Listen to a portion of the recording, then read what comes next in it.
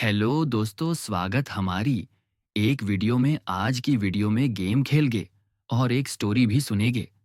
उससे पहले हमारे चैनल को सब्सक्राइब कर इस वीडियो को लाइक कर दीजिए और आपको कैसा लगा कमेंट में जरूर बताइएगा।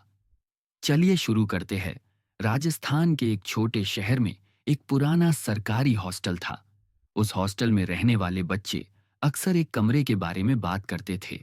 कमरा नंबर 27। कहते थे कि वो कमरा कई सालों से बंद था।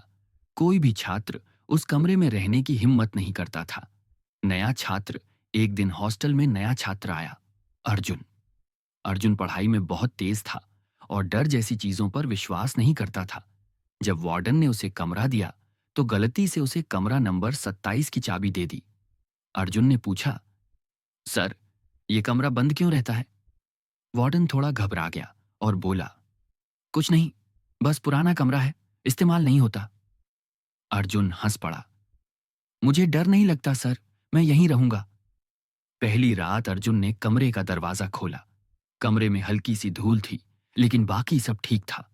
कमरे में एक पुरानी अलमारी, एक स्टडी टेबल और एक टूटा हुआ आईना था। रात को 12 बजे अर्जुन पढ़ाई कर रहा था।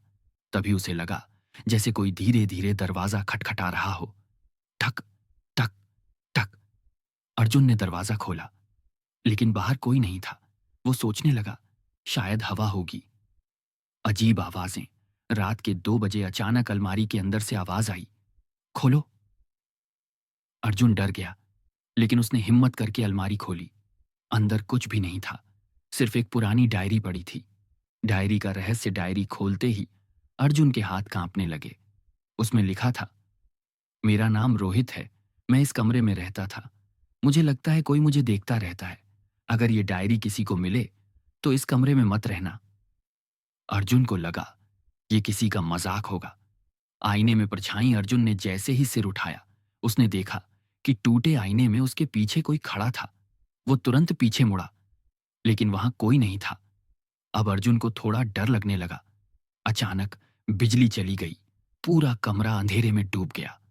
अर्जुन ने मोबाइल की टॉर्च ऑन की। तभी उसे लगा जैसे कोई उसके कान के पास फुसफुसाया, तुम भी यहां से नहीं जा पाओगे। अर्जुन का दिल तेज धड़कने लगा। सच्चाई का पता अगली सुबह अर्जुन ने हॉस्टल के पुराने चौकीदार से पूछा। चौकीदार बोला, सालों पहले एक लड़का यहां रहता था, रोहित। वो अचानक गायब हो गया था। लोग कहते हैं वो इस कमरे में आखिरी बार देखा गया था। डरावनी रात। अर्जुन ने तय किया कि वो सच जानकर रहेगा। उस रात उसने कमरे में कैमरा लगा दिया। रात 1 बजे अचानक कुर्सी अपने आप हिलने लगी। टेबल पर रखी किताब गिर गई और फिर डायरी अपने आप खुल गई। डायरी में नया वाक्य लिखा हुआ था, तुमने मेरी जगह ले ली है। दरवाजा बंद। अर्जुन डरकर बाहर भागने लगा, लेकिन दरवाजा अपने आप बंद हो गया। कमरे का तापमान अचानक बहुत ठंडा हो गया। अर्जुन को महसूस हुआ कि कोई उसके पीछे खड़ा है। धीरे धीरे आईने में एक लड़के की परछाई दिखाई देने लगी। वो रोहित था। रोहित का रहस्य। रोहित की परछाई बोली, मैं यहां फंस गया हूं, मैं अकेला हूं, कोई मेरी बात नहीं सुनता। अर्जुन कांपते हुए बोला, मैं तुम्हारी मदद कैसे कर सकता हूं? रोहित ने अलमारी की तरफ इशारा किया। छुपा हुआ सच। अर्जुन ने अलमारी हटाई। पीछे दीवार में एक गुप्त दरार थी। अंदर उसे रोहित का पुराना बैग मिला। बैग में एक पत्र था जिसमें लिखा था, मुझे हॉस्टल में कुछ लोगों ने परेशान किया, मैं डर गया था। आत्मा की मुक्ति। अर्जुन ने अगले दिन वार्डन को सब सच बताया। हॉस्टल में रोहित के नाम से पूजा करवाई गई। उस रात अर्जुन ने सपना देखा। रोहित मुस्कुरा रहा था और धीरे धीरे गायब हो गया। अंतिम ट्विस्ट।